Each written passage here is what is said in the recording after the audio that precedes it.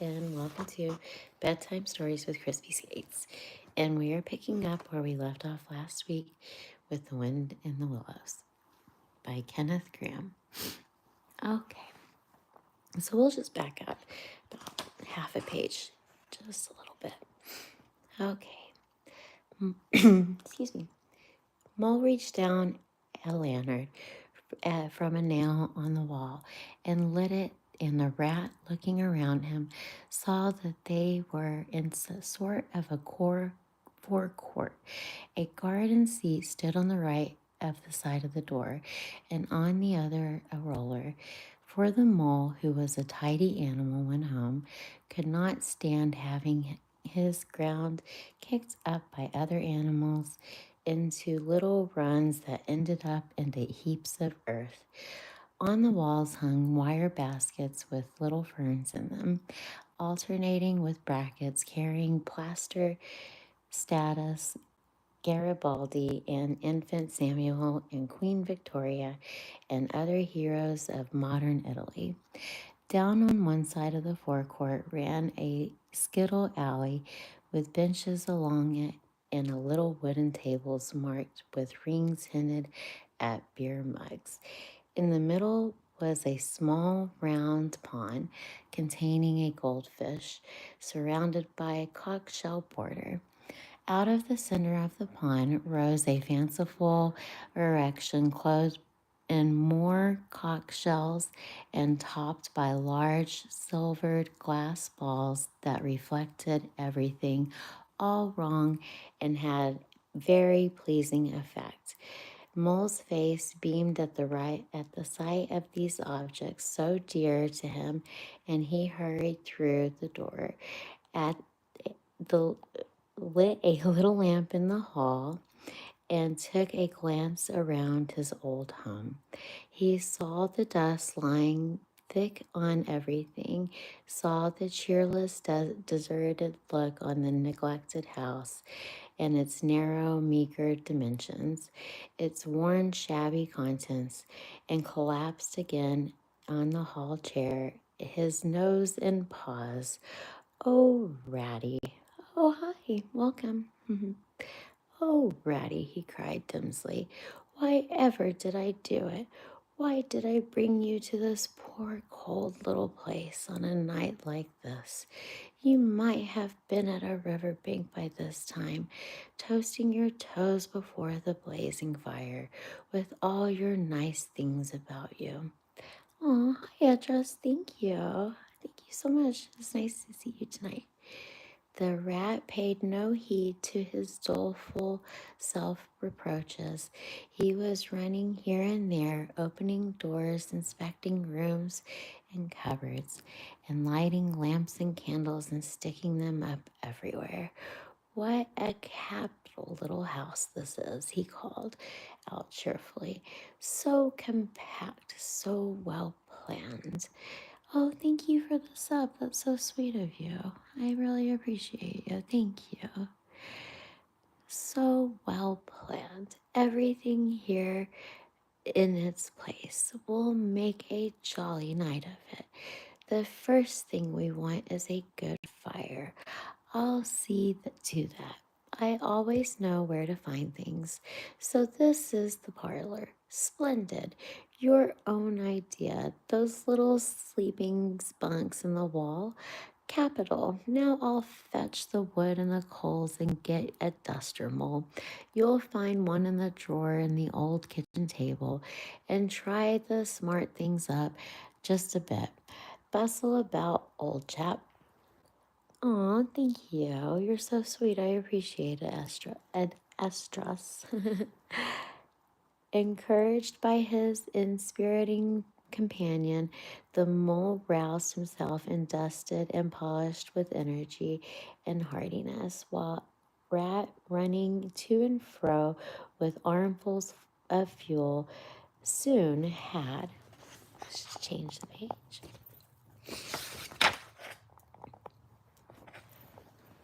Cheerful blaze roaring up the chimney. He hailed to the mole, "Come and warm himself." But the mole promptly had another fit of the blues, dropping down on the couch in the dark despair and burying his little face in the cold, hungry, and weary animal. He moans, "How about your supper? I've nothing to give you, not a crumb." "What a fellow are you for giving in?" said the rat reproachfully. "Why, only just now I saw a sardine opener in the dresser. Quite distinctly everybody knows that that means that there's sardines somewhere in this neighborhood." "Oh, thank you." I read at night to my son. "Rouse yourself, pull yourself together, and come with me, and we'll go foraging." They went and foraged accordingly, hunting through every cupboard and turning out every drawer. The result was not so very depressing after all, though of course it might have been better. A tin of sardines, a box of Captain's biscuits, nearly full, and a German sausage encased in a silver paper. "There's a banquet for you," observed Rat, as he arranged the table. "I know some animals who give their right ear to be sitting down for supper with us tonight." "No bread," groaned Mole dolorously. "No butter, no pâté de gras, no champagne," continued the Rat, grinning. "And that reminds me, what's the little door at the end of the passage? Your cellar, of course. Every luxury in the house. You just wait 1 minute." "That you already me here, good reader, and if I make you forget what you're saying." "Aw, you're so sweet. Thank you. I appreciate you." He made the cellar door and presently reappeared somewhat dusty with a bottle of beer in each pot and another under each arm. Self indulgent beggar. I'm so sorry. Hang on just 1 second. I'm not sure what's.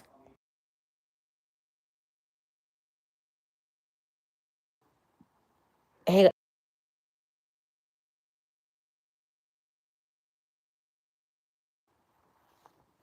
can you guys hear me? Okay, I'm so sorry about that. Okay. He made a cellar door and presently reappeared some dusty. Thank you. I was having some connection problems, I think, and I have some loud. He made some cellar door, presently reappeared, somewhat dusty bottled beer at each paw and another under each arm. "Self-indulgent beggar you are to be, Mole," he observed. "Deny yourself nothing. This is really the jolliest place I've ever was in. Now, wherever did you pick up those prints? Make the place look like home. They'll do.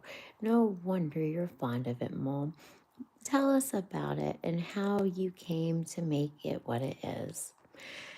Then, while Rat busied himself fetching plates and knives and forks and mustard, and he mixed up a cup of egg, the mole in the bosom, still heaving with his stress of his recent emotion, related somewhat shyly at first, but with more freedom as he warmed into his subject. Now he was planned and how that thought out, and how was going to go through with the windfall from an aunt, and that was the wonderful find in a bargain, and this other thing was brought to the laborious servings of the certain amount of going without. His spirits finally quiet restored, he must needs go and caress his possessions and take lamp and show off their points to his visitor and expectate on them, quite forgetful of the supper they both much needed. Rat was desperately hungry, but strove to conceal it, nodding seriously, examining with a puckered brow, and saying, "Wonderful and most remarkable," at intervals with the chance of observation was given to him. Yay to people are here. Sorry for Oh, no, you guys are so sweet. Thank you for being here. What's up? Inquired the rat, pausing his labors. I think it's I think it must be the field mice. They go around carol singing regularly at this time of the year. They're quite an institution, and we're just going to turn the page here.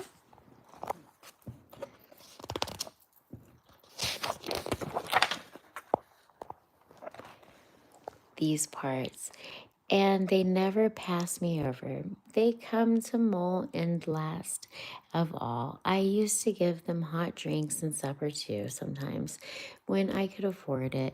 It would be like old times to hear them again. Let's have a look at them, cried the rat, jumping and running at the door. It was a pretty sight, a seasonable one that met their eyes when they flung open the door in the forest court, lit by the dim rays of the horn lantern. Some 8 or 10 little field mice stood in the semicircle, red worsted comforts round their throats, their forepaws thrust into their deep pockets, their feet jiggling for warmth. Their bright, beady eyed, they glanced shyly at each other, singing, little sniffling, applying coat sleeves a good deal. Aw, hi guys. As the door opened, one of the elder ones that carried the lantern was just saying, "Now then, 1, 2, 3, and the forthwith there shall shrill little voices uprose on the air, singing one of the old-time carols that their forefathers composed in the fields that were fallow held by frost, or when snow-bound chimney corners, and handed down to be sung in the merry street to lamp-lit windows of the Yule time."